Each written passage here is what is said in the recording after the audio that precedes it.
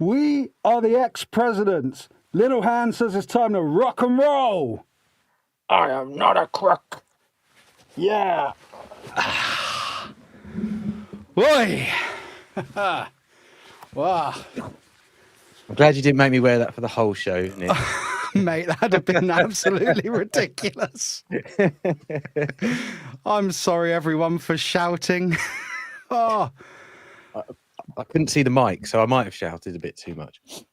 Well, before we addressed the chat, do you remember just before we went live, Martyn? I wasn't this bright red pink colour, was I? No, I had that mask totally on for a minute. I couldn't breathe in it. Yeah, I mean, I was only in it for about 30 seconds, and I'm absolutely sweltering. It was ridiculous. So there we go. There they are. Yeah, definitely worth buying. All that effort. Let me just pull off my gloves because I'm going to drop my beer if I have to keep those on. But anyway, good evening, everyone, and welcome to Real Impact on the Action Popcast. My name is Nick APD. This evening, I am joined by the fantastic Martyn from a long and long time ago. So, Martyn, how are you, sir? I'm very well, thank you, Nick. Been really looking forward to doing this because we've been discussing doing this for quite a while now, haven't we? And to finally get here and talk about it, it's really, really exciting. So I can't wait for this evening. Yeah, there's no pressure on this one. I've only had about 50 messages of people saying, oh, you're doing Point Break, it's one of my favourite films. Yeah, brilliant. No pressure. No pressure at all. But fortunately, this is up there with...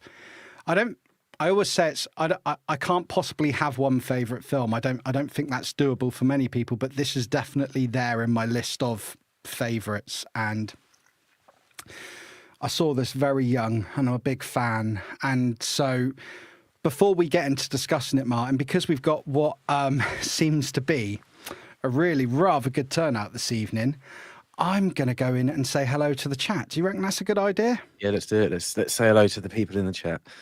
Let's absolutely do it. Right, so first of all this evening, we had our super spanner, Only Vader's Girl, Kat. She says she's looking forward to this. So hello, Kat. Hey, Kat. Good evening. And we've also been joined by Kieran Bull. Says, nice of Nick and Martyn to have their pictures in the thumbnail. Wow. Cheers, Kieran. Cheers, mate. Well. Always a charmer. Always. We've also been joined by the Soulcraft. Good to see you, Soulcraft. Says, to Utah, hey, get me two. Thanks for joining us this evening. Thank you for joining us. We've also been joined by, you probably know this person, Martyn, Lady Steph. Hey, I've everyone. I've heard of her. My friends and I will be watching, but might not be in the chat. Well, I have been informed of something rather alarming. So Steph has all her friends over there. They're doing a board game weekend. That's something very nice and pleasant. But I'm informed that none of her friends have seen Point Break. Shocking. Just terrible. I said to them, I said, you've seen Lethal Weapon? Yep, we've seen that. We've seen Die Hard. Yep, seen Die Hard. Point Break? No, I've never seen Point Break. I mean, come on, guys. Come on. Not good enough. Let's up the ante, guys. Come on. Anyway, moving on swiftly. We've also been joined by Jojo. She says, good evening all. Good to see you, Jojo. Not one of Joe's favourite films, but I'm hoping we're going to convert her. I think she's watched it again today, and hopefully this may push it back.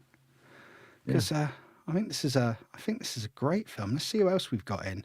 Oh, just a quick one. Kieran Bull saying, hit the like button, you Muppets. Please do hit the like button. Thanks for that, Kieran. We've also been joined by Gerard K. Hi, Gerard. This evening all. Good to see you, Gerard. Thank you so much for joining us this evening. I just turned myself down. I'm a bit loud. We've also been... That's you. We've been joined by yourself. Good that you're in the chat anyway. We've also been joined by Philofax 8. Hey, man. Hey, Philo. Good to see you. No, I used to work with him. Good guy. And... top man, thanks for joining us tonight. Who else have we been joined by? Oh, Travels and More with Jason has joined us. Hi all. How you doing, Jason? Jason? See you, Jason. Good to see you. I did also see a comment from Kieran saying, put your masks back on, guys. But, you know. Too hot, mate. Too hot. Oh, honestly, if you could have heard, I was breathing like proper panic in it. Because it's so hot. Because the mouth was really sealed up on it originally. I've cut the mouth hole out on it. It was terrible. Oh, we've also been joined by Rolando. Good to see Hey, you, Rolando. Rolando. Thanks for coming along this evening. Good to have you here in the chat. We've also been joined by Darth Wizzy Wizard. Yeah, Good to see Wizzy. you, Wizzy. Thanks for coming along. Ah, the one, the only Delvian Seek, who has now appeared online and happens to sound exactly like Bob Harris, Whispering Bob Harris, the radio DJ. So, yeah, excellent voice, excellent voice. Oh, we've also been joined by Zoe T. Hi, Zoe. Hello, Nick, looking sharp. Thank you very much. This is probably the only time you'll ever see me looking this smart. I didn't make an effort, did I? I just didn't make an effort. To be fair, mate, none of this was agreed. I think I sort of took the idea and ran with it a bit hard, didn't I? I got a bit overexcited. Poor Martyn. And you didn't really know till today, till I was sending you pictures on WhatsApp of me. I think it's awesome. I think you've done a great job. I would have, if we were doing it for longer than 10, 15 seconds, I might have considered it, to be honest. Yeah. And considering all of this get up between Temu and charity shop cost me a tenner, and the mask, I think, was, what were they, 20, 25 quid on Amazon? 20 quid, so I think. They weren't bad, were they? No. Fuller's Figures. Is Nick off to play snooker? Hey, I need the waistcoat for that. If he's playing me, he's going to win. No, mate. I think you'll win. It'll be one of those games where the balls just bounce around all night. That sounds dodgy, but yeah. You know my nickname. Hey. This is. I think this is an adult stream. I don't know. We've also been joined by Rob Hopper, Rob the Barber, Love the DJ.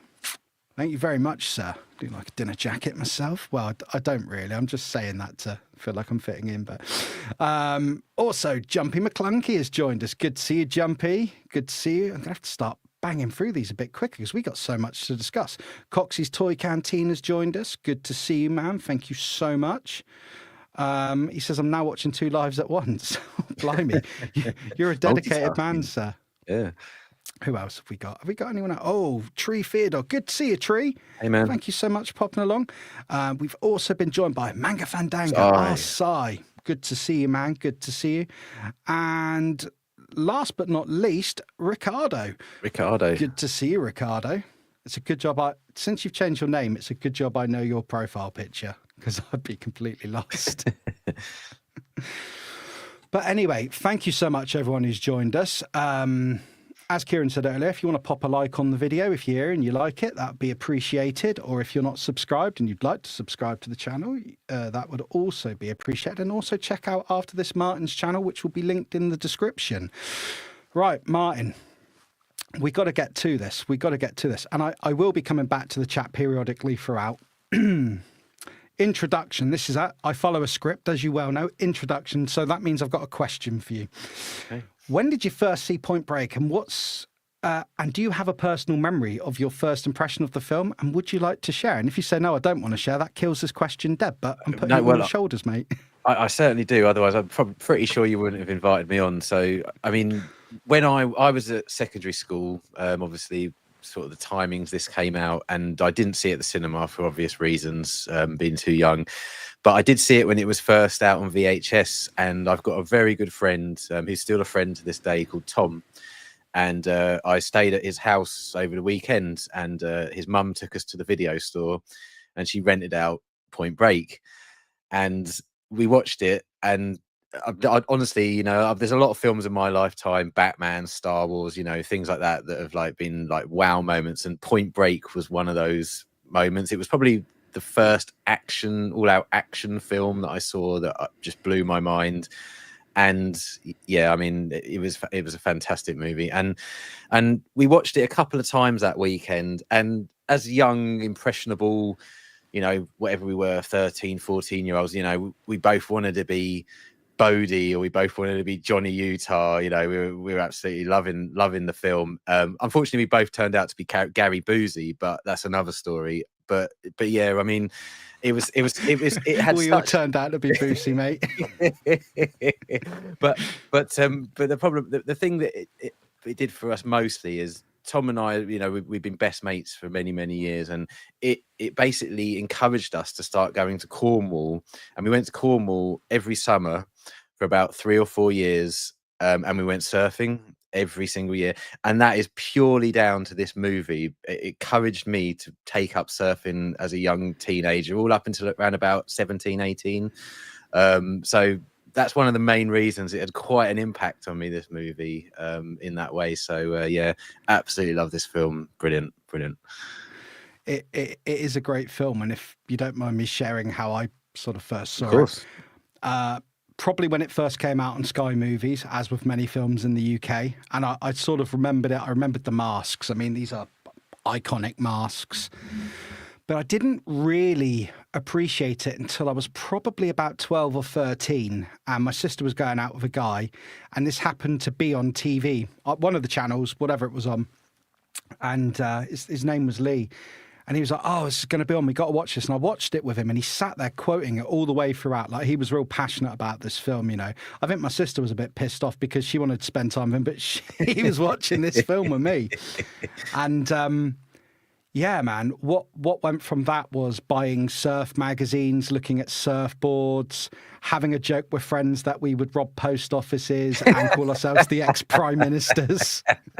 It was all a joke. We were never going to do it. But no, we were like, what if we become the ex-prime ministers? You can be Tony Blair or whoever it was at the time. John I can't Major. remember who. John Major. I think Blair was probably in power then. I don't know. Obviously, disclaimer, I was never going to rob a post office. It was teenage chat. You became Mr. Bates. And there was this thing, and we would just chat and joke about it. And then I got it on VHS, and I just watched it to pieces, man. Just like, it was a stead. I mean, there was two films of that era that I went back to constantly. This and Desperado, two films I just hammered. And this, yeah. So... what am I now? I'm 40, so I've probably seen it at least once every year since then, but probably for a couple of years watched it solidly. And I don't know about you, Martyn. If I see this on TV, even though I've got the DVD, even though I can bring it up on any one of the streaming services, I'll always watch it every time without fail. Yeah, absolutely. I mean, it's not perhaps a film like a lot of films that I love. If it's on the TV, I'll sit and watch the whole way through. But I'll sit and watch from the moment it was on. I'll watch it from that moment onwards, if that makes sense. So, you know, regardless of how long, because it is, as you say, one of the. I'm sure we'll get onto this, but it is one of the most quotable films ever. And Absolutely, it's very 90s as well, isn't it? I mean, it's a very. It's sort of a 90s was for me personally was quite a carefree decade. You know, it was like as a sort of a teenager, you know, turning to 20 years old, that period of my life was like, you know, such an influential part of my life. And this film was, even though a small part of it was, you know, it was one of those memories that stuck with me for many years. So yeah, it was great. Yeah, absolutely awesome film. I just want to say a quick hello to Gerard O'Connor, another one of our super spanners who's joined us this evening. Good to see you, Gerard, in the chat. Right, so as we always do on Real Impact, I'm gonna reel through some of the facts and figures, and then we'll just basically get into like nerding out and chatting about this epic film that Steph's friends haven't seen. So I'm gonna get it. that was for your benefit, Martyn, not for mine. That's all right. So this movie, made in 1991 by Largo Productions, directed by Catherine Bigelow. Films of hers you may know: Near Dark from 87, Blue Steel from 1990, Strange Days 95, The Hurt Locker. Strange Days. If anybody has not seen Strange Days, it's quite an unknown film. Once this stream's finished, go and find it. It's honestly, it's one of the greatest films you'll watch. It's an incredible film. Is it worthy of a real impact? It's definitely worthy of a real impact. Absolutely. Have you seen it? Right. No. So okay. Right, chalk that on the list of the 500 other films you've got chalked down. We're going to do. Also, the Hurt Locker in 2008. And Zero Dark 30 in 2012. She's done other films, but this is just a quick summary. Story by a chap called Rick King and W. Peter Iliff. Screenplay also by Peter Iliff. I'll just say Peter Iliff for the benefit of this. Peter Iliff was known for films such as Prayer of the Roller Boys, 1990, Patriot Games, 92, Rites of Passage, 2012. And basically, this film was handed over to, well, production of this began in about 1986. There was an initial treatment of the film. Catherine Bigelow got involved. At the time, she was married to James Cameron, James Cameron. He got heavily involved. Also, they cite him as being responsible for the creation of the ex-presidents. It was one of his ideas. Interestingly, in 86, I'll have to read this from my notes, they were going to go ahead with production with Matthew Broderick, Johnny Depp, Val Kilmer, and Charlie Sheen. Yeah. And the Johnny Utah character being played by, I think, Charlie Sheen was considered for the character of Johnny Utah and possibly Johnny Depp. Sorry, there's some mixed notes about this online, so forgive my garbledness there. But yeah, basically 86, it didn't go ahead. These were all people considered for parts in the film. And then, of course, it did go ahead and it started production, started being filmed in 1990. Catherine Bigelow, James Cameron heavily involved with the writing and everything. As we say, Peter Iliff was involved. I've already said that Largo Entertainment were the production company and it was distributed by 20th Century Fox. So very quick insight to how it came about. Now, it had a budget of $24 million and it grossed over $83.5 million worldwide. So not too shabby, Martyn. No, not at all. Yeah, I mean, I don't remember too much about the year, but I think I read that it didn't have a huge amount of competition when it came out in terms of other big tentpole movies, and that did it a lot of favors because it was really, really well seen in the box office, etc. So yeah, and they did talk about doing a sequel at one point. I don't know if you've got that in your notes, but they dropped the idea quite quickly, apparently. Sorry, I had to lubricate the pipes, Martyn. I did hear that there was talk of it. I didn't really go too deep down the rabbit hole of it. I can see why they drop it. I don't really know where you'd go with it, given that. Well, it would have to be based. It would have had to have been based around Johnny, wouldn't it? Yeah. Well, I think they weren't going to kill off Bodhi initially, and I think he was going to come back. But yeah, that was just something I read. Who knows? That would have been remarkable. That would have been remarkable coming off that way. But that's the thing. It is the ending is. Let's face it, he ain't going to survive that. But in Hollywood, I mean, these guys were free falling out of a plane for around 2.5 minutes. So, and talking to each other quite clearly when that just wouldn't be possible. So there's that Hollywood magic, and we forgive it for that. The film did open to actually positive reviews. People seemed pretty keen on it.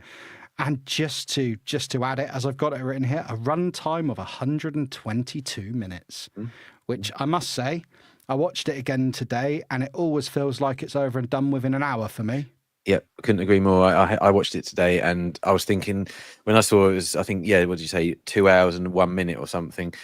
I thought to myself, oh God, we must have been watching this for about 10, 15 minutes, and I've been watching it for an hour and 40 minutes. It was ridiculous. it really does fly by, because I was watching it today a bit with my boy. Now, I know he's 10 and people go, oh, bad parent. I was skipping past any parts which were, he was very aware that he wasn't going to watch any of the more violent parts, whatever. But to be fair, he watches the Bond films, mate. Like, when you compare 1990s to now films, didn't do me any harm when I was 10 watching Nightmare on Elm Street and stuff like that. So, it didn't do me any harm. and the difference is, I'm like, if I watch a film with him, like, I censor and I'll skip parts, bits like the shower scene and stuff. Which, to be fair, he was actually off playing Lego at that point. He couldn't have cared less. But there you go. But this film doesn't have any. It doesn't have any slow moments, does it? It's like a juggernaut. It just keeps going. There's no even the sort of the romantic moments with Laurie Petty and him, they're very, very short, and it's a case of, right, let's just get on with the next. So Connor there saying, interesting fact about Point Break, they used real surfboards in the beach scenes. I didn't know that. That's incredible. Oh dear. Well, while Connor's distracted us with that, I forgot what I was will saying. say quick hello to Des T and Mrs. S. And Soulcraft says Terminator 2 came out at the same time. Yeah, so there were blockbusters out that time, but I think generally, I mean, it didn't have. I agree with what Martyn said, that it wasn't, although that was the big one, there weren't, I mean, some years in cinema, there's been great films that have slipped by because there's just been too much competition. Yeah. Whereas... That's interesting. So Terminator 2 came out the same. Was it the same week it came out? I don't know if it was the same time. I know it was. I know it's in the year of 91 because it was listed. Oh, what did I read? The problem is, mate, you do so much reading for these and watch different documentaries and stuff. So I can't clarify. But yeah, no, it was the same year, and I imagine this was. Well, I can give you the release date. So obviously, I'm going from the English release, so I mean so this was released July 12th 91 in the States, so yeah, it would have been a summer film, so the Terminator 2 would have been, I imagine they would have been right there with each other. Can't 100% confirm that because I'm not going to Google it right now, because I know what'll happen is I'll shut down the stream by accident. But yeah, no, it's a good point, Soulcraft, and thank you for your input there. Always appreciate it, dude. Right, let's have a little look. Where are we at? So that question is irrelevant because we've covered that in our chat. So let's move on to the next part, sir. Should I give a brief plot summary in case anyone hasn't seen it, like Steph's friends? Yeah, I would. They're probably sitting there right now thinking, what's going on? So FBI rookie Johnny Utah goes undercover in the LA surf scene to track the ex-presidents, a gang of bank robbers suspected to be surfers. With the help of Tyler Ann Endicott, he earns the trust of the charismatic thrill-seeker Bodie and his crew. As Johnny gets closer, he realizes Bodie is the mastermind behind the robberies. Torn between duty and adrenaline and the adrenaline-fueled world he's become part of, Johnny faces the ultimate test of loyalty. And that sums it up exactly there, doesn't it? Pretty much. Yep. So that is the story of the film, just in case. So one thing I just want to add as well, apparently the film concept originated from an idea from a guy called Rick King, who he'd envisioned an undercover FBI agent infiltrating an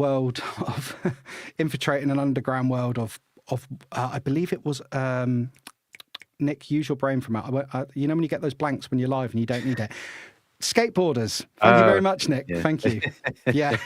I'm glad you went with surfing. Yeah. So sorry for the brain blank there, but sometimes when you're recalling from the old brain at 40, it goes a bit numb. So yeah, and then of course it got picked up by Peter Illiff and developed. So all of that to my next question. Do you think that the plot concept stood out in a unique way compared to other films of the era or other action films, Martyn? Of the era, yes. I think I'm not going to spoil one of your points for a bit down the line, but yes, the era, most definitely. Yeah, of the era, I think absolutely. I mean, I had seen nothing like it at the time, which is why I think it appealed to me so much. It was kind of. I kind of liked the idea that the FBI agent that you were watching, Johnny Utah, Keanu Reeves, started off as like straight-laced, by the book kind of guy, but you kind of did feel that perhaps he wasn't sure by the end, whether he was going to stick with that side of things. Although ultimately he does, and you kind of, I suppose you do realize he does. There's still that moment in the middle of the film where you see him loving the life a little bit too much, and a bit too involved, a bit too involved, and loving the rush, as Bodie puts it, and so I thought it was fantastic. I mean, I always say this: when you rewatch a film as much as I've done Point Break, and probably the same when you rewatch other films as well, it must have something else to it that makes you keep revisiting it over and over again. And if you compare Point Break to, I don't know, a big huge blockbuster sci-fi movie or something like that, you know, it's quite a low budget film, and so it must have had something in that plot and the actors involved and the stunts that you saw and the storyline in itself that made you keep wanting to go back, because it's quite a simple storyline, really, isn't it? There's nothing major to it. So yeah. No, it's a very linear concept. There's no crazy twists or turns, and we sort of know from the outset. You work out, you can tell from scene one going into it. You know, as the audience, that the ex-presidents are Bodhi and his crew. You know. Just going to say a big thank you to Connor there. T2 released July 3rd and July 12th. PB July 12th. I presume that's for the Point Break. Of the world. Sorry, Point Break. Sorry. What's going on with me? Do you know what it is, mate? It's because I'm cooking in this. I was going to say, you must be boiling. I'm literally cooking. Point Break. Thank you. Yeah, no, he didn't mean peanut butter. My bad. It's not a show without a few gaffes from me, is it? But there we go. So thank you, Connor, for coming to help us there with that. Just going to say a quick hello to Podrace and Palpatine, who's joined us. How you doing? Can I just lodge my protest about this movie? It's naff. Reeves' lack of acting talent. It's only concept by Swayze's overacting. Well, we did talk about this. It's the sum of all the parts. Yeah. It's the sum of all the parts that make the movie great, though, sir. I texted Nick, you know, just to pull the curtain back earlier today when I watched this film this morning, and I've watched this probably hundreds of times, but I haven't seen it in a few years, so I watched it again this morning, and it actually shocked me how bad Keanu Reeves is in this as an actor.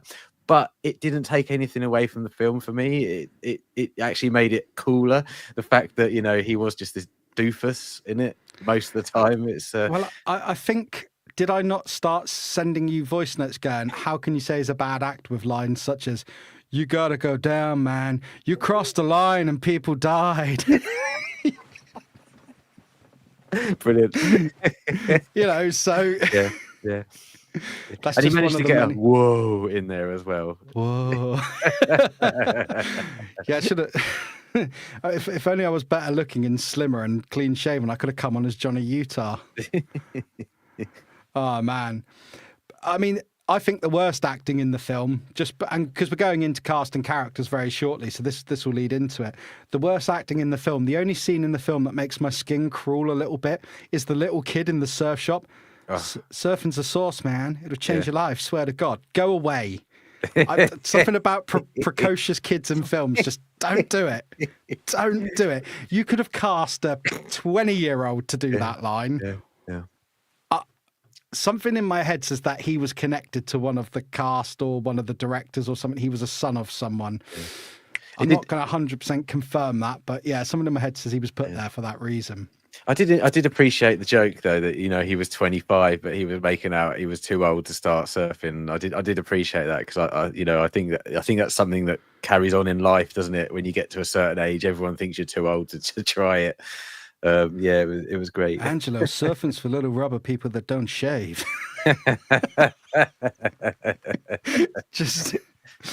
But sorry, one moment, bear with me. But yeah, anyway, another couple of quick hellos. Hello to Jonathan Redman. Thank you for joining us this evening. Did I see someone else pop in? And as I say every show, I do read all your comments. Sorry if we can't get to them all. I think Jumpy's jumped in. Oh, Jumpy. I thought we'd always said hello, but if not, Jumpy, you get a second hello. And if it's your first hello, but if it's your second, you're honoured. So I think we should probably go into the cast now. I mean, we've already said Swayze and Reeves, but I mean, I've already gone over Patrick Swayze recently when me and Adam, the real toy dude, did Dirty Dancing. It's the heat. It's killing me, dude. But let's go over a few of his films again as refreshers. So Patrick Swayze playing Bodhi, or Ronald Reagan as the ex-president. Red Dawn from 84, Dirty Dancing 87, Still Dawn, love that film, 87. I watched it again recently in the last week or two. Very good. Tiger Warrior 88, Roadhouse 89, Ghost 1990, Donnie Darko 2. It's Patrick Swayze. He's a legend. Can't say it. I love Patrick Swayze. Me and Adam established this. Yeah, he's such a good actor. It's such a shame that we haven't got him anymore. On so young. Yeah, because as you can imagine, he was always such a considered actor, wasn't he? Not you could argue that some of his roles weren't the most challenging, but you could always tell he put everything into it. And as an older gentleman now, if he was still alive, you could imagine he would have been putting out some absolutely bangers, some absolutely amazing films. So yeah, it's such a shame we haven't got him anymore. I could see him in parts of. I could see him, if he was still here today, getting into. I believe he did do TV series anyway, but getting into shows like of the ilk of like Yellowstone and stuff that, the long running shows. You could see. That's definitely. Where we'll never know, sadly, but I could see him taking on those big parts and those sort of series, which it's a shame we won't get to see. But anyway, the next star of the film, Keanu Reeves, Johnny Utah. Well, a few of his films, the Bill and Ted movie Speed. I like that film. Do you like that film, it's Martyn? Pretty good. Yeah, I do. I do like Speed. I probably wouldn't do a real impact on it, but I do enjoy it. Yeah, I probably wouldn't either. But yes, anyway, not to get too distracted. But I did ask you the question. That's on me. So that was from 94. Chain Reaction in 96, which I believe was a flop. I remember seeing it on Sky Movies and thinking it was crap at the time. Devil's Advocate 97, which what I a love. movie! What a movie! I love that film so much. I love Devil's Advocate. That's real impact worthy. Yeah, definitely. The Matrix films. Love the Matrix films. Even the newest one? No, the latest one, the one that came out a couple of years ago, is one of the worst films I've ever seen. An absolute insult to the original Matrix movies. Just my opinion. We are in complete agreement. Constantine from 2005, and he's now in the John Wick films. The first one was 2014. So this film, a lot of people say that this film helped Keanu Reeves to be considered as a more serious actor because he'd sort of played the airhead before. Was perhaps becoming a bit typecast from films like Bill and Ted. So, although I'm going to ask you this. I love Keanu Reeves, wooden acting or not. There's something about Keanu Reeves I love in a film.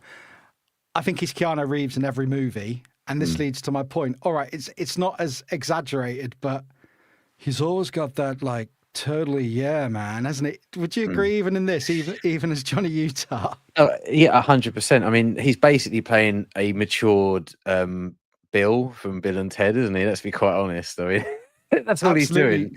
And even then he slips into him, like when he's actually acting, to be one of the surfers. When he goes up to the guy on the beach and tries to grab the bug, he pretends there's a bug on his head and rips one of his hairs out. He's going, "Whoa, dude! Oh, I totally saved your life." Yeah. but that's fine. I mean, I think Keanu can get away with it because he has made some absolutely awesome films, and I think for the most part, I've enjoyed everything he's ever put out. To be honest with you. Yeah, he's always been fine. I mean, as I say, although I didn't like films like Chain Reaction, he was fine. There's an actor can't save a completely terrible film, sadly, or TV series. Anyway, I'm going to go off topic. Don't go there, Nick. Don't go there, Nick. So yeah, we've got supporting characters. Gary Busey as Pappas, Angelo Pappas, punk, quarterback. Great actor. Punk. Yeah, great actor.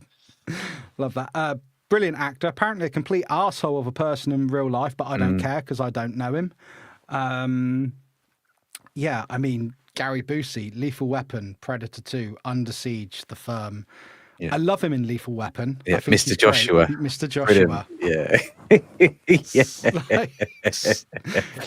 Yeah, he's great. I love Gary Busey. He's one of those actors who's got that great voice. He's got a great voice, hasn't he? And again, I suppose you could argue, and probably fairly so, that he's a bit like Keanu Reeves.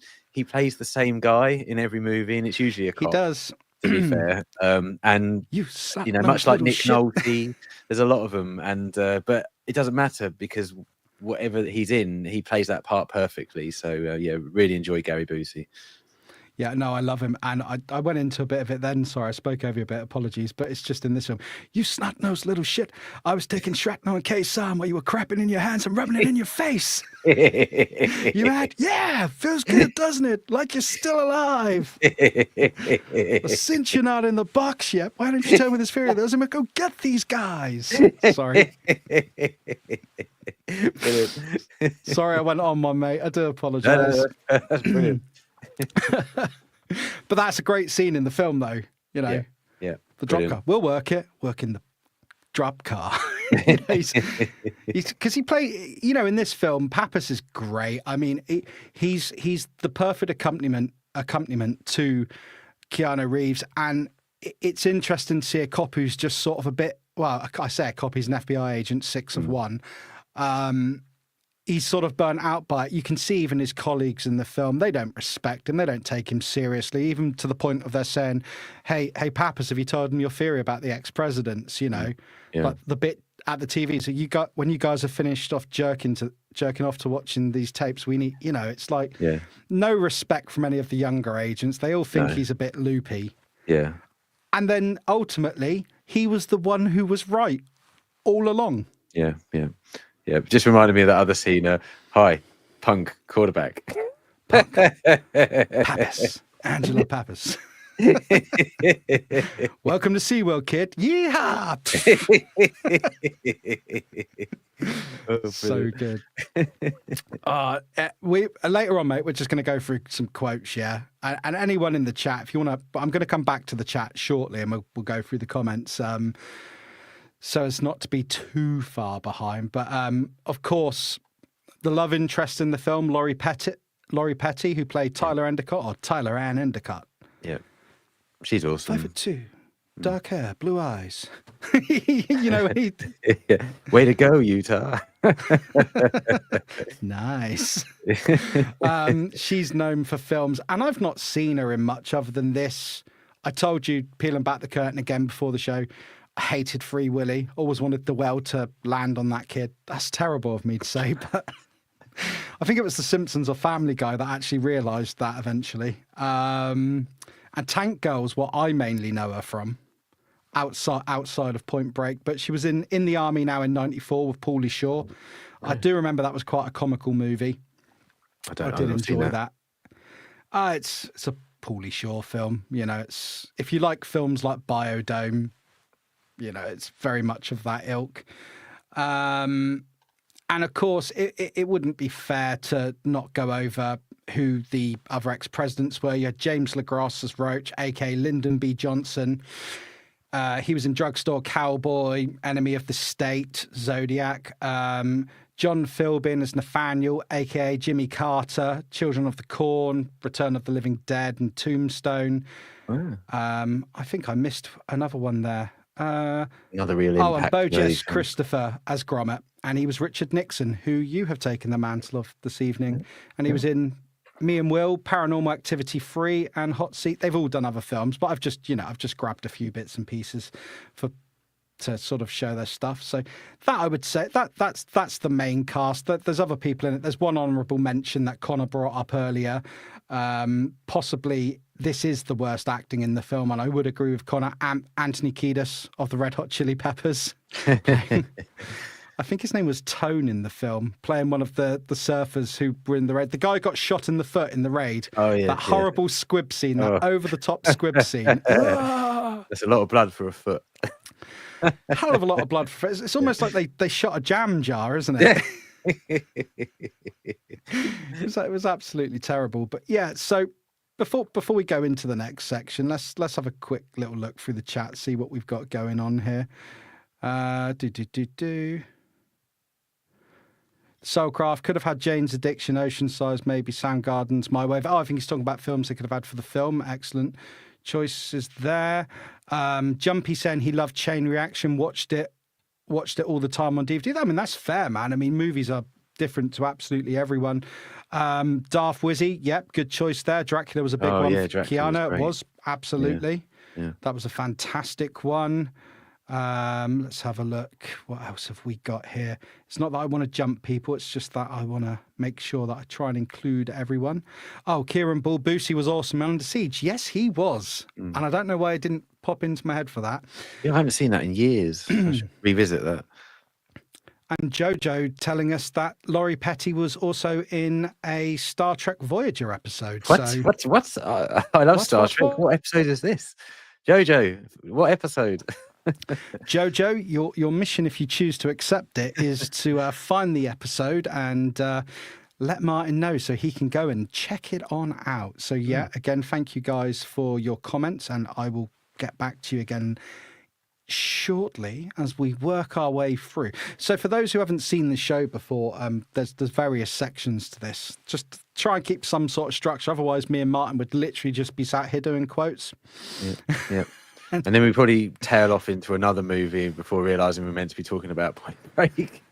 and it's so hard, isn't it? I mean, let's take a moment while I have a beer and reset my brain for a second. You know, whenever we're reading through other films people have done or people mention it in the thing and you bring it up, it's so tempting to go on a massive tangent, isn't it? Oh, massively. I mean, sometimes I'll be talking about one thing and then realise that I shouldn't have been talking about that at all, because that's not even what we're here to talk about, and that happens all the time. But I don't mind. No. I don't mind at all. And Jojo has come in for you. Gravity, Season 5, Episode 13. Cheers, Jojo. I'll check that out later. Right. Let's have a look. So, what did you think of the music in this film, Martyn? I loved it. Yeah, I've got to be honest, right? I love the film so much, but the music doesn't really. It's not memorable for me. It's not the thing that sticks out the most, because there's so much. They use so much sound effects for the movies, like the surfing scenes. You don't hear music. It's all about the ocean and the noise and the surf. Then you have the action scenes. It's all about the guns and the running and the sirens and the cars and all that. But I've got to be honest, the thing that doesn't stick out to me is the music. So yeah, if I was to pick probably the weakest part of the film for me personally, it would be the music. But that obviously is different for you. I think for me, I like the music because, you know, there's a bit of Hendrix in there, there's a bit of Rat, you know, and yeah, this week listening back, so I tend to do this on the week of a Real Impact. I tend to like go on Spotify and find the official album or whatever soundtrack for the movie and have a listen. And I think maybe I love them because as I was hearing them, maybe it's just because it's firing back scenes of Point Break at me. Yeah. So am I loving the music because I'm loving the music and I like my rock music and alternate music and stuff anyway, or is it because it's just given me that, you know, that memory of the film? I think for me, I've always preferred an orchestral soundtrack to a movie. You know, whether it's just instrumental, not orchestral, you know, just instrumental music.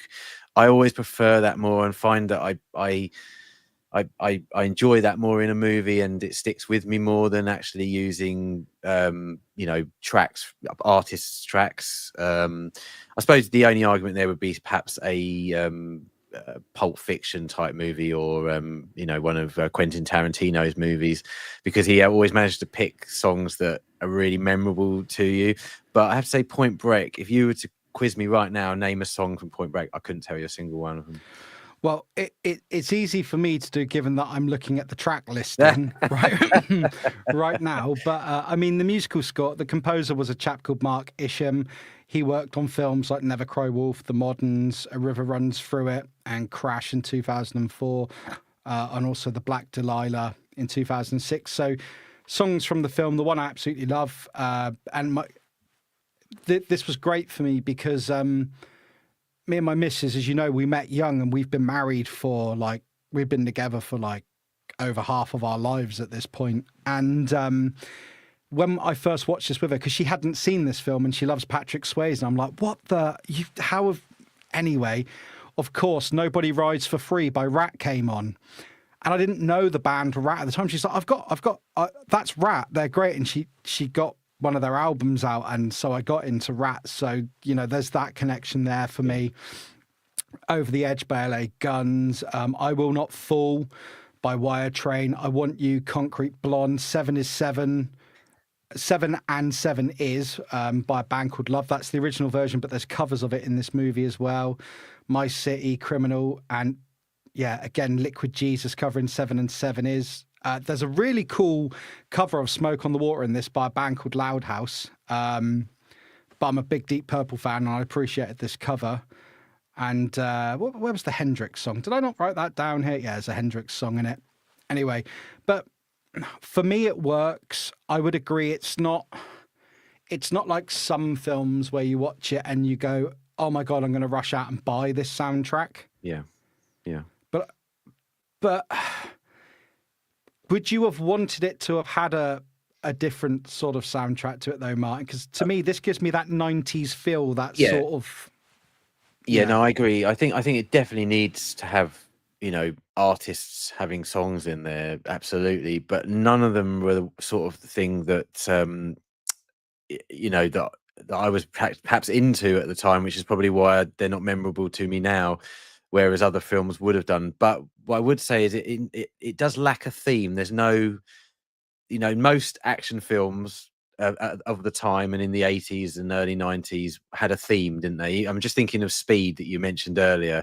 Speed has a theme, and it plays intermittently throughout the film. And I think Point Break, perhaps could have had a theme when they were surfing or when they were skydiving or something like that, a particular theme that we associate with Point Break. And because it didn't have that, I don't really think the music necessarily stuck with me, but it doesn't make it any lesser a film. I still love it to bits, but for me personally, the music wasn't the highlight of the movie for me.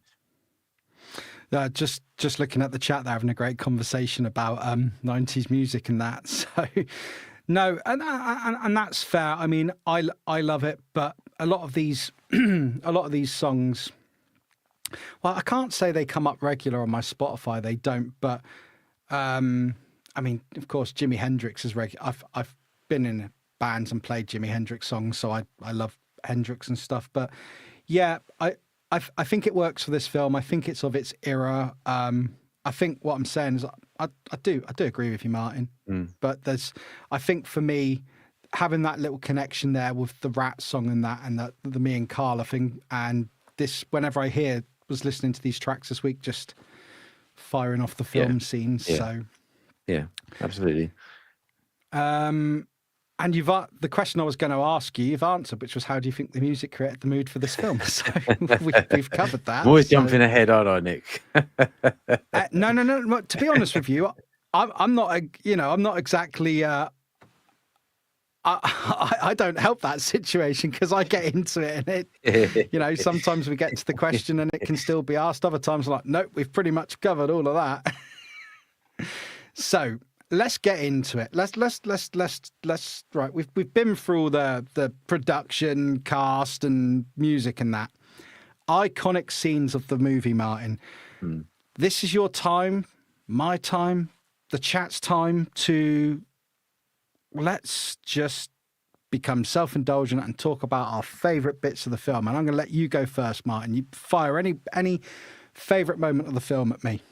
Okay, I'm going to there's two moments that I'll mention first, but they're kind of similar. I mean, I love all of the surfing scenes because they were the scenes that inspired me to want to go and try surfing myself. And you have this image of when you go surfing because of Point Break, where you're going to go on a beach, you're going to light a fire, and you're going to head out into the ocean in the night time. But when you actually do end up doing it, it's nothing like that at all. And you've actually got to be good at it as well. But the surfing scenes were so great because I'd never really seen anything like that.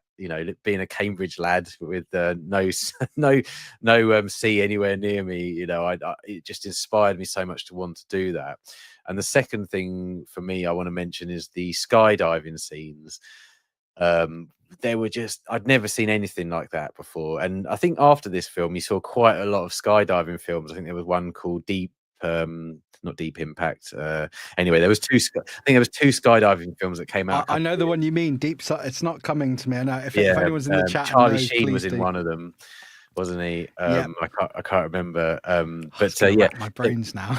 yeah, someone in the chat will pick it up, I'm sure. But yeah, so there was the skydiving schemes. I've never skydived in my life, and I've always wanted to because of this film, but I'm too much of a chicken to try it. But the way they filmed those scenes were something completely brand new that I hadn't seen before. I absolutely loved it. And reading, you know, some of the behind the scenes stuff about Patrick Swayze made him even more of a legend, because he Nutter. on his days off he'd just go skydiving, you know, just for the crack. Well, we'll go into that in just a second. Everything you've just said about going out down the beach at night. I'm lucky. You're a Cambridge lad. I grew up in the south of the country, in Dorset, right on by a mile from Sandbanks Beach, mate. Wow, nice. So I could go there anytime, and we used to go across to like Swanage on the chain ferry, camp overnight when we shouldn't, you know, have fires on the beach. None of us could surf that, but you know, they'll get the acoustic out, get pissed. Really, you're freezing cold. You got sand in every orifice, and you're a bit uncomfortable. But at the time of that age, it's excellent. But yeah, back to the skydiving though. Very, very clever how they did this. The splicing, you know, professional skydivers. They essentially built a rig for this film where they had the actors up on it, and they would film from beneath them, pointing up at the sky, with powerful fans blowing upwards. And they would splice that with their stunt doubles. And what really helped, to what Martyn said, Patrick Swayze was nuts. In fact, the production company were getting a bit pissed off of him. They're like, dude, you've got to stop skydiving. He was trying to encourage the rest of the cast to skydive. And the bit in the film where he go, you want me so bad, it's like acid in your mouth, which I always thought was ass in your mouth until I started researching this. It's acid in your mouth. The bit where he goes out the plane, that's him. That's why it looks so good. And a load of the rolls and the flips in the air, that is Swayze. Yeah. It's brilliant. It's absolutely brilliant.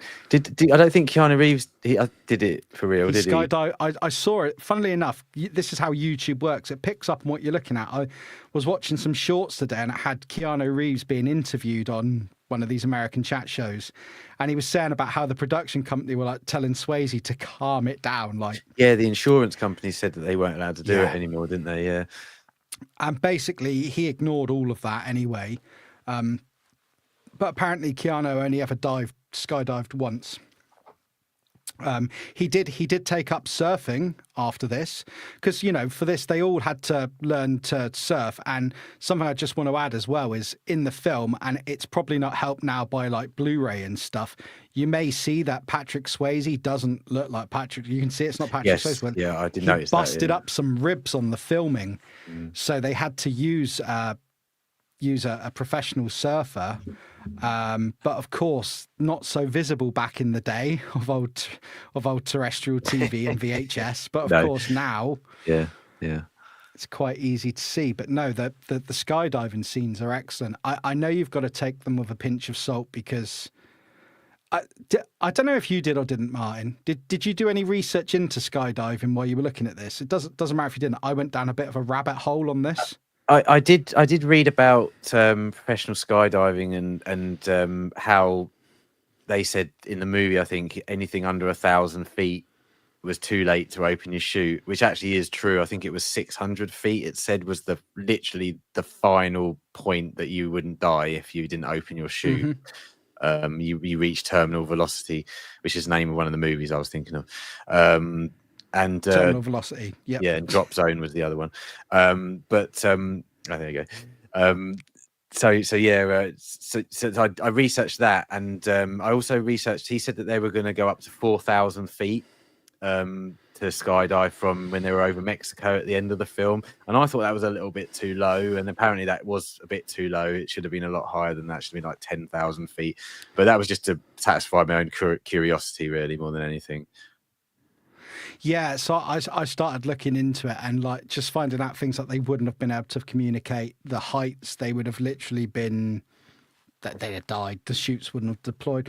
But as I say, Hollywood magic and the way they spliced it all together is just fantastic. Yeah, definitely. If you wouldn't mind, can I give you one of my favourite scene of the film? And I said to you the other day, I think it's one of the best of its type. The chase scene on foot. I think this is one of the best chase scenes in movies. Now, bear in mind, I haven't seen every movie, and Martyn pointed this out to me almost immediately and said, "Well, have you seen this film?" Yeah. Well, I was like, no, I haven't. Well, to be fair, I pointed out Ronin as having the best chase scene of all time, but that's set in a car. But in terms of foot chase, you're right. This is probably one of the best foot chases in any film. It's absolutely incredible. But over to you, Nick. Sorry. No. I mean, interestingly enough, it wasn't Patrick Swayze in The Mask for that chase scene. He was in Europe promoting Ghost. So there were rumours going around online. It's because he'd injured himself. I think people got confused with the character of Johnny Utah having a bum knee. It's not that. Swayze was fine. Yeah. He was just off doing other things. But I think there were multiple scenes in the film, and we discussed this earlier where it wasn't the cast in The Masks, and that's fair enough. But as for chase scenes, this scene is just the music, everything about it, the cutting through all the gardens, running through the house. The bit that always makes me go, oh, every time, although I know it wasn't real, is the bit where he kicks the dog. Yeah. The rubber dog, wasn't it? And there's a massive disclaimer in the credits at the end pointing out that it was a model dog and no dogs were hurt if you watch the credits. But just the start of it where he's like, emergency sanitation, they pull up at the petrol station. You've got that guy there and he's like sprayed him with the fuel, the petrol, and the guy is still coming forward and he doesn't back off until he gets the lighter out. It's like, dude, you're crazy. Like, wait, someone sprays you with petrol dressed like this with a rubber mask. You just get out of the way.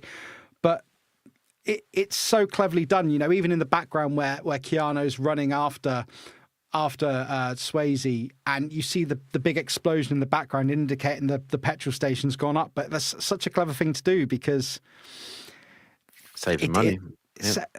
And it's just little clever cuts of that. And I think that's credit to Bigelow there on the directing of the film, how they got the most out of it. So the chase on foot and the bit where, when you really truly see his loyalty is divided when he comes down the sort of, I think they're waterways in LA. I don't know. I'm not American. Yeah, they're the things in Terminator 2 where he's driving the motorbike. Driving down, yeah, that's right. Yeah, and he does his knee in, and Bodhi knows it's him. He knows it's Bodhi at this point. This point, everything's confirmed to him, and he's got a clear shot. Connor Palps sort of took the mickey out of it a minute ago, saying the best part of Point Break is Hot Fuzz, but. The parody in Hot Fuzz, but I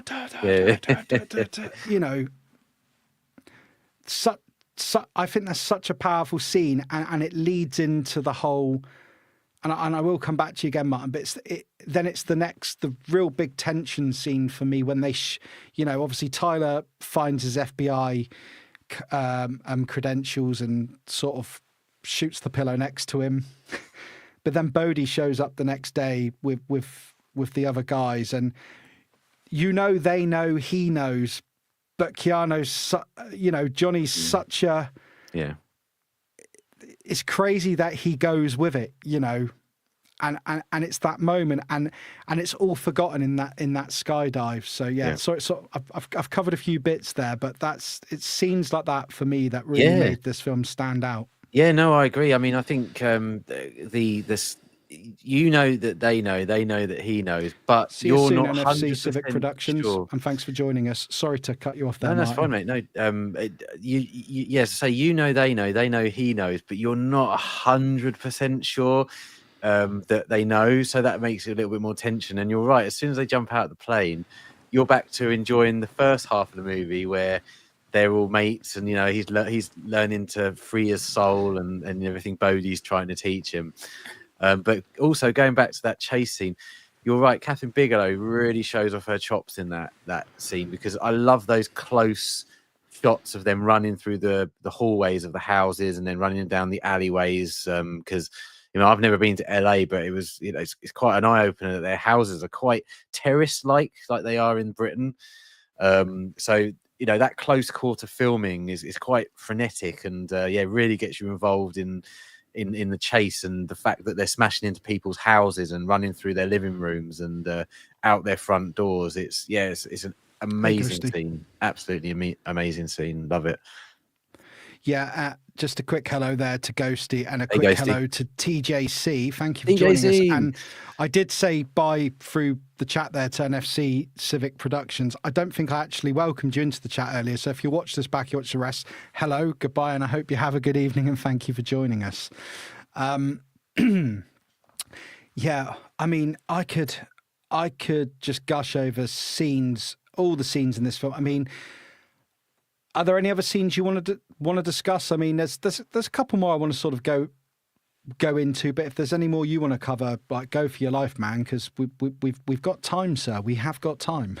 Well, I quite enjoy the opening where they kind of cross-cut the shooting range with the ex-presidents robbing their first bank. 100% Utah.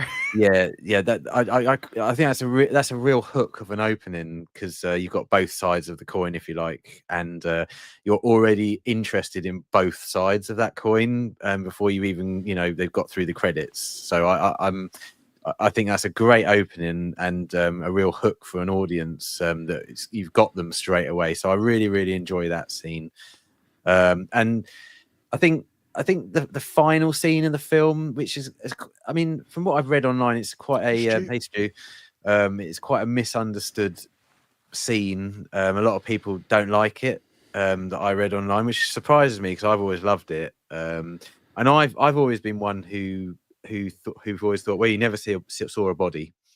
So as far as I'm concerned, he could still be alive. And as we mentioned earlier, back in the 90s, I was always like, oh, they could make a sequel. They could make a sequel. You didn't see Bodhi die. You saw him got enveloped by that wave, but he could have made it. He could have made it, because that's such an impression he made on me, that character, that I really wanted to see him again. But I read online that a lot of people hate that scene. A lot of people think that, he should have surfed the wave rather than getting immediately taken out by the wave. No, that's interesting, because when they're talking about it earlier in the film, like and it's not Bells Beach, Australia, the beach they use. That's in Oregon, was it? I think it's in Oregon. Yeah, I forget its name, but it apparently looks nothing like Bells Beach. But they're talking about accepting the power of nature and nature and the 50-year storm. And so for me, when he gets up on that wave, I'm not surprised that it envelops him, the word you used, because it's man against nature and nature wins that battle. I mean, so I'm surprised people don't, but everyone takes these things differently. Something else to go back on what you were saying as well. The beginning intro where he gets 100% on the shooting range and cutting between the bank scene. What I also really like, and I think is so clever, is how once he's met Angelo and they've worked the drop car and that and they're looking at, before that, sorry, and they're looking at tapes. No, sorry, I've confused myself there. Once he gets the fear out of Angelo, my apologies. It cuts back to that. Do you know what I mean? It sort of comes full circle. It's so well edited. I don't make it sound well edited because I've completely stumbled my words. But I know what you mean. Yeah, it's the way it comes back on itself, and the bit where he's like, "Look, it's in the tan line," where he's showing his ass to the camera. Well, thank you. Yeah, and you think this is so clever. You've come back round. Some films will start and they'll show something and then it will go however many hours earlier or whatever. But this sort of does that without doing it, but does it in a far cleverer way. That's right. Yeah, no, it's great. It's as I said earlier, so it's a real hook. You're interested in these characters, aren't you? And you really want to know who these 4 ex-presidents are. It's a great opening. It's such a great scene, and another scene in the film that I absolutely love is the botched raid on the house with and I just want to tell you the scene that every time, even today, and I've seen this twice in the last week, I wouldn't mind if it was 3 times. I do love this film. The bit with the lawnmower, man, where his hands are on the wheels and the guy is, I think it's War Child, isn't it? Or AKA Lupton Pittman. And he's pushing his face down towards the blades. Yeah. It does not matter how many times I watch that. I get proper like tense about it before Angelo shoots at it and goes, speak into the microphone, squid brain. Yeah. Yeah, the thing that freaks me out about that scene is the fact that he shoots the engine just as his head's by the blades, and you think to yourself, "Man, bullets can ricochet," and also that is quite clearly a petrol lawnmower. Yeah, man, it's it could have ended up a lot worse for Keanu Reeves in that scene. it could have got really, really bad. I'm just gonna jump to the comments quick just to see if anyone's put any scenes up. What's Connor put here? Always bugged me that the beach was supposed to be in Australia. You can see pine trees on the cliffs. Yeah, it bugs a lot of people, to be honest, Connor. But I think it was all just budgetary stuff. But when I watched it, and to be fair with you, I'm perhaps not as observant as you are, Connor, because I never noticed. Until I was researching this, I never really noticed. I just accepted it for what it was. I mean, I know there was that really bad Australian accent. You got to be metal to go out there, mate. It's death on a stick.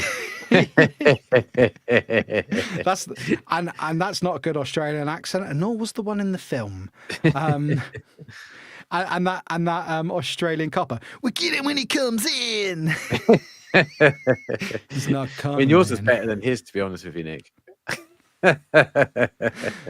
But just I've got a list. The thing was, I wanted to write down a list of my favorite scenes, so let me just read them to you. And I've basically written the film out.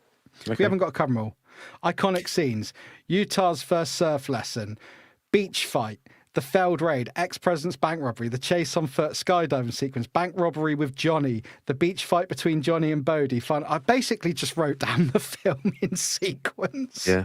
Well, I mean, it's absolutely filled with memorable scenes, and that's why we probably picked this film out to do, because it literally, there, as we said earlier, there's not a moment in this film where it slows down. Really, it's a juggernaut that carries on going right to the end, and there's no moment really to sort of take your breath. It moves on nice and quickly from scene to scene to get the story going. It's great. I love this film.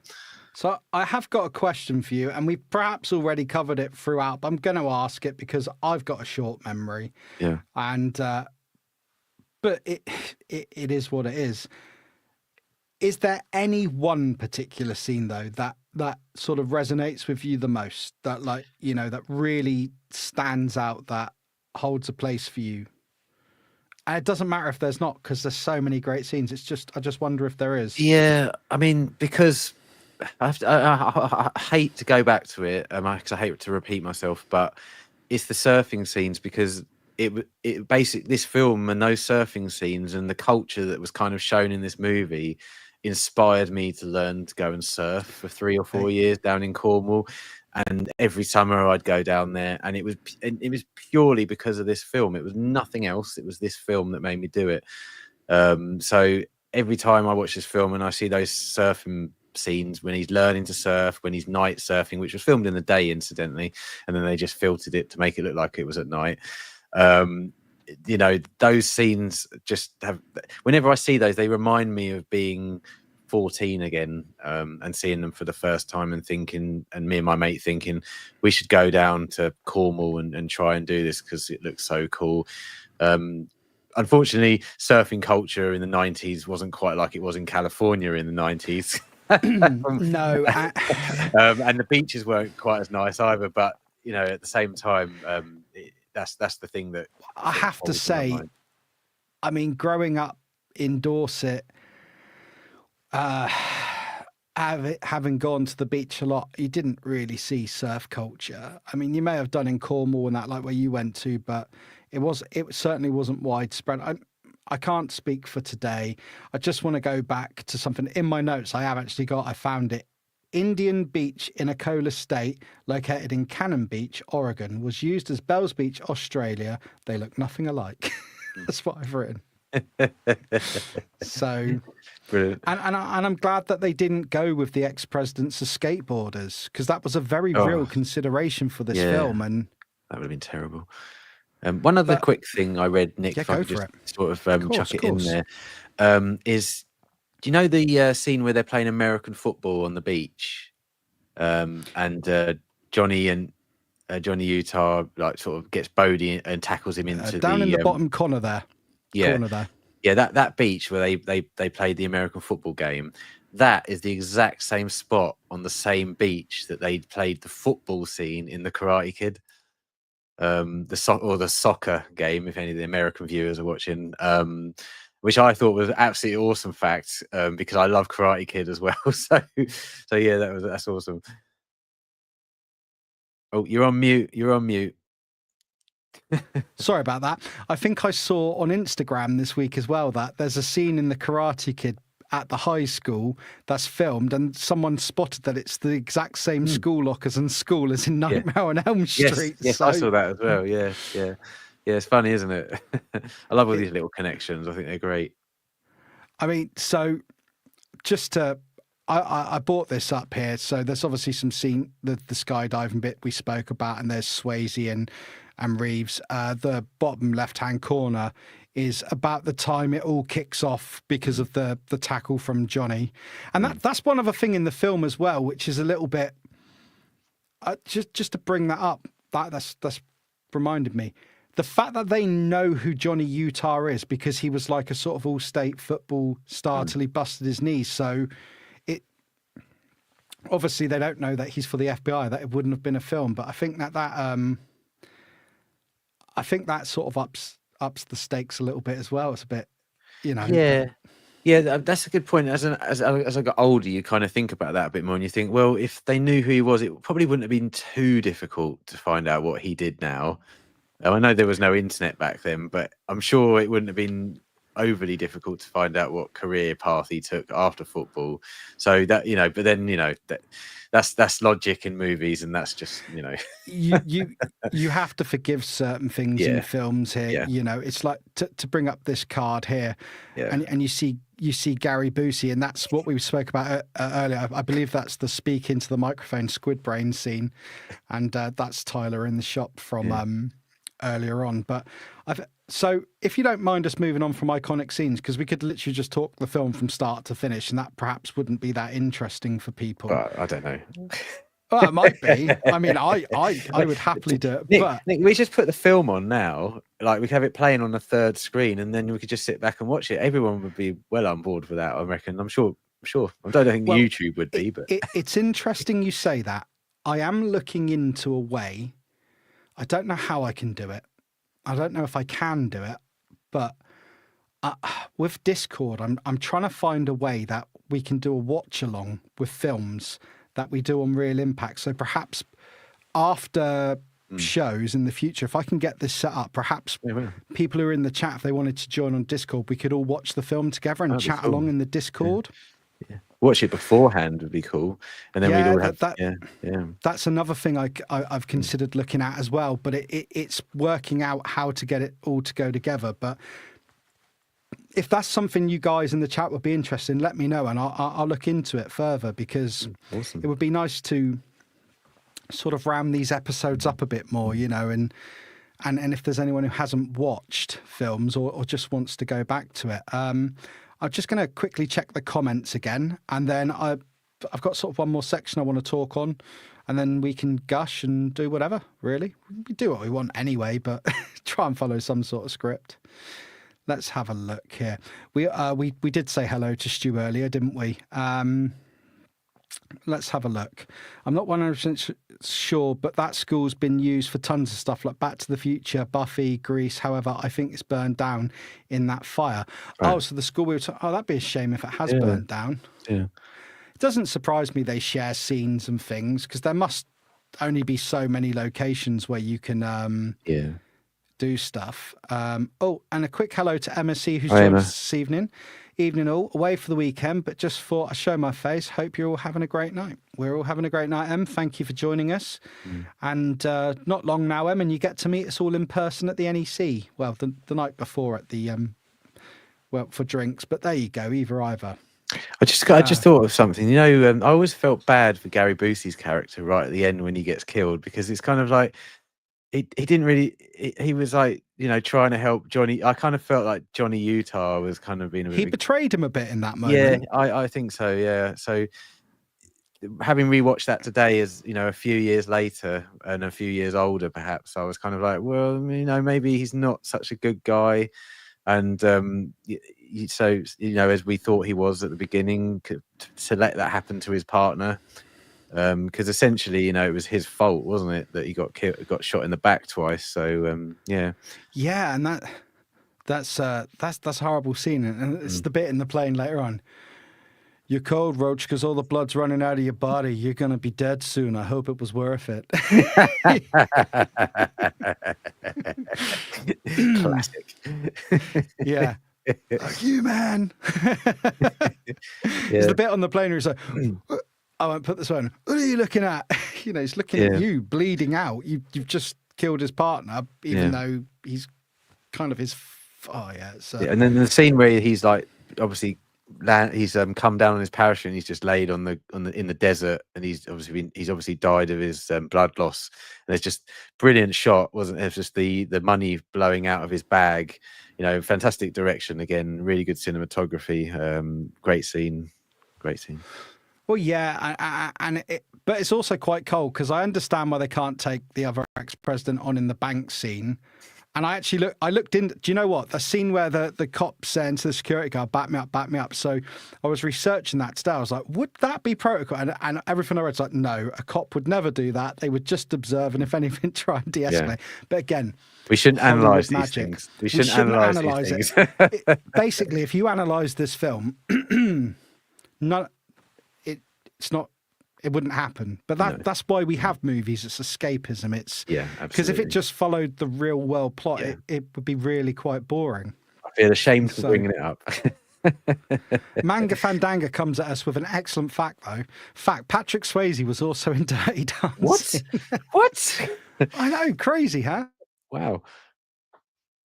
But Mrs. APD this evening was, she found some conspiracies online, how people seem to think that the universes of Dirty Dancing, Roadhouse and Point Break are tied together. I'm like, no, they're not, because Dirty Dancing is set like years before. But you put your hand up there like you've got something to say on that. There is he mentions Patrick's Roadhouse in the film, doesn't he? And that's got to have been a deep cut reference. It's got to be.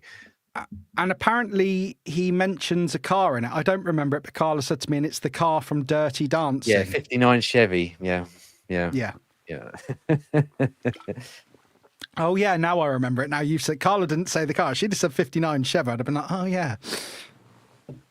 So I think we covered earlier, and I'm just going to check there's no other comments that I want to bring up. Oh yeah. Stu, fact, he was also in Red Dawn.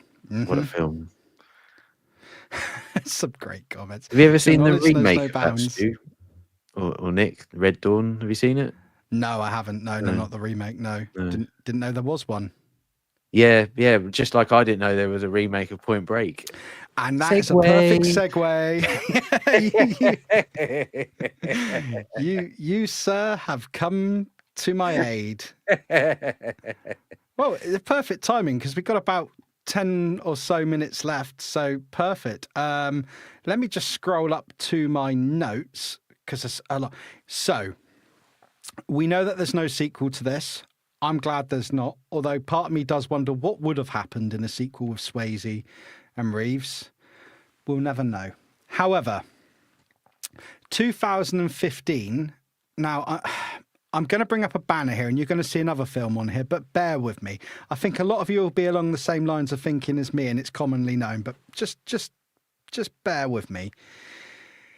2015 brought us this Point Break, the remake. Now,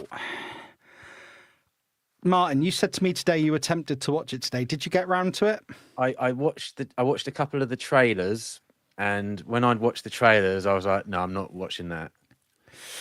Yeah, so I said to you I've got a bit of a controversial take on it, didn't I? Yes, she did. Yeah. Right. So bear with me, people here. Don't crucify me. Do not. As a Point Break remake, it's dog shit. However, take out the 5 or 6 scenes that they've just almost tried to carbon copy and insert into the film to loosely connect it to Point Break. Yeah. Rename the characters, take those scenes out, re-edit it. It could have been an all right film of its own merit. Okay. But because they tried so hard and there's just various scenes and there's no ex-presidents in it, and it feels like I watched it when it came out on DVD. It feels like someone just said, "Oh, let's remake Point Break. We've got this script. If we put this scene in this scene and this scene, we can tie it together and make people think it's a straight up remake." It failed on that front, man. Yeah, there was all sorts of things going on in there. They were obviously, I mean, they've updated it from the trailers that I saw for the era we live in now, with like body wingsuits and all sorts of like rock climbing and stuff like that going on. But see, Kieran said he's lost all respect for me there. I've just said, as a Point Break sequel, it's dog shit. Dog shit, and should never have it shouldn't have the name Point Break anywhere near it. But yeah, it feels like, to me, it feels like they found an all right script. Oh yeah, let's just add this scene and this scene and we'll call it Point Break. Yeah. And try and pull people in that way. Yeah. Had they have not done that, it might have been an all right film. Yeah. But, well, if it's like on one of the streaming services, I'll check it out. Ironically, on Amazon Prime at the moment, you can watch Point Break for free, but the remake they want you to pay for. No. Oh, okay, that's weird. I'm not paying you a penny for that. I went on Amazon and looked for Point Break earlier and couldn't find it, so I ended up having to pay, buy it on rent it on Apple Store. Oh no! Yeah, it's crazy. I like some of the comments here.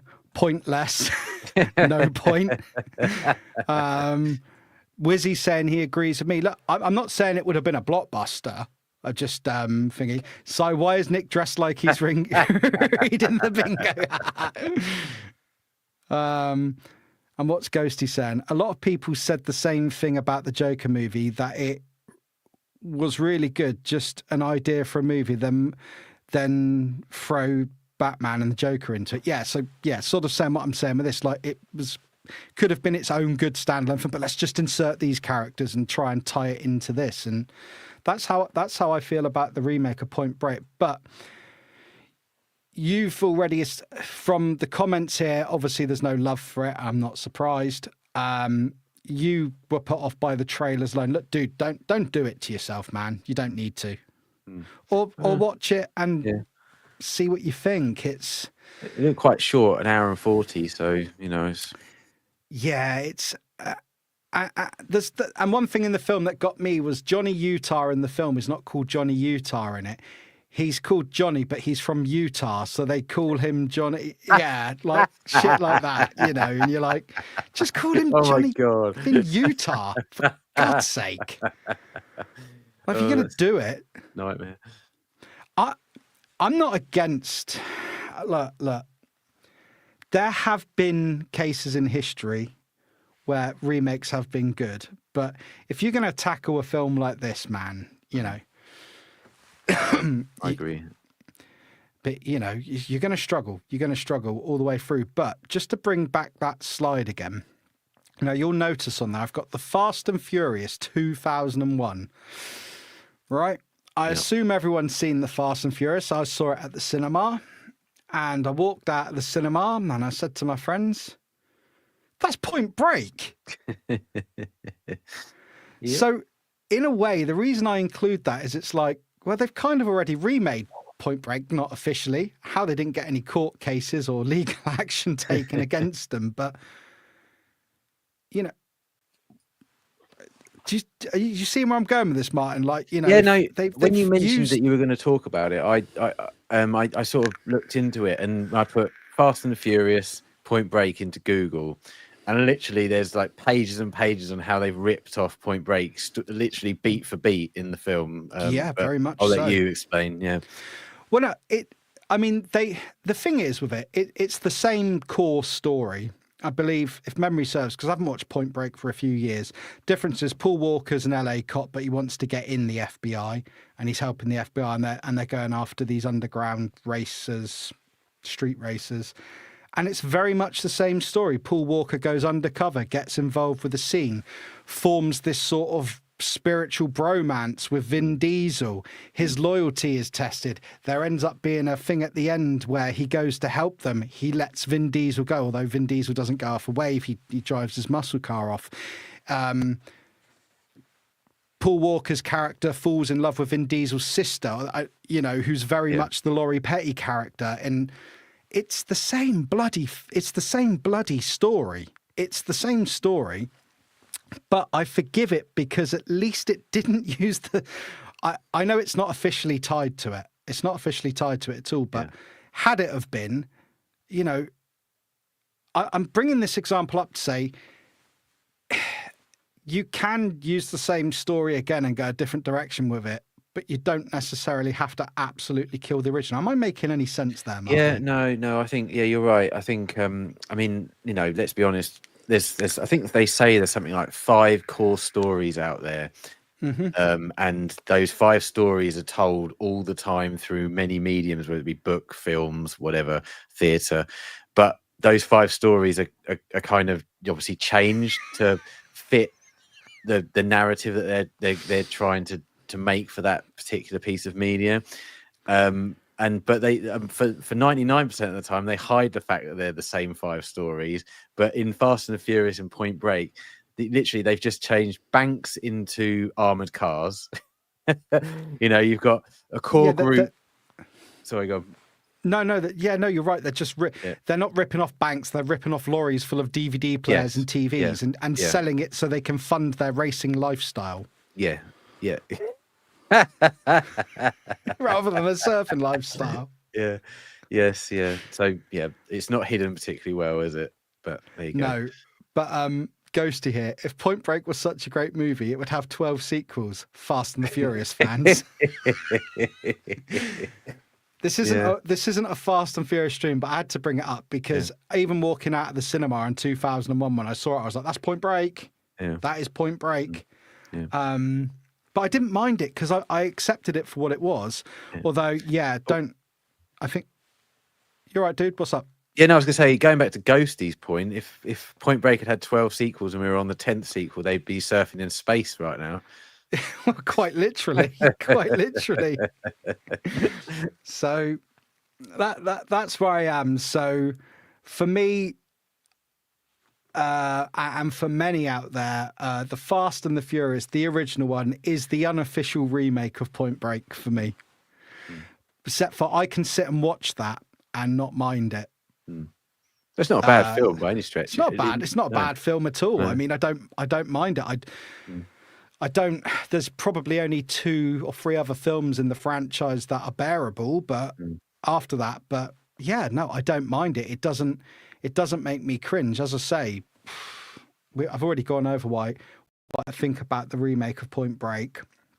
So that's where we are, and we've already spoke on sequels. So I guess at this point in time, I think we've covered absolutely anything. Is there anything else you would like to talk about, Martyn, before we bring this to a close? Do you know what? I think I've exhausted my list, Nick. Other than to say, if you haven't seen this, I'm not saying that anyone in this stream who's watching this hasn't seen it.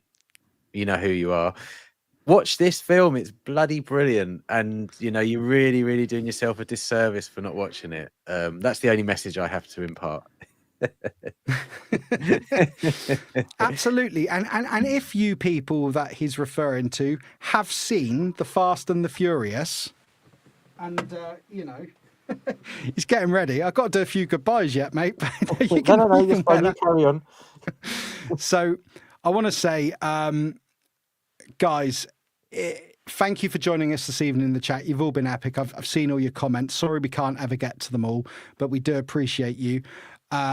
Martyn's channel is a long time ago. It will be linked in the stream description. So if you're not subbed, please do go and sub to his channel.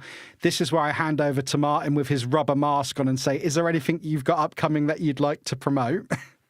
No, nothing coming up, Nick. Just you know, if you're not subscribed, please subscribe. That'd be awesome. But no, it's all good. Thanks, mate. Please do go and watch his last 2 videos where they drove up and down the country for Give Kids the World for Stu's charity stream. They're worth a watch.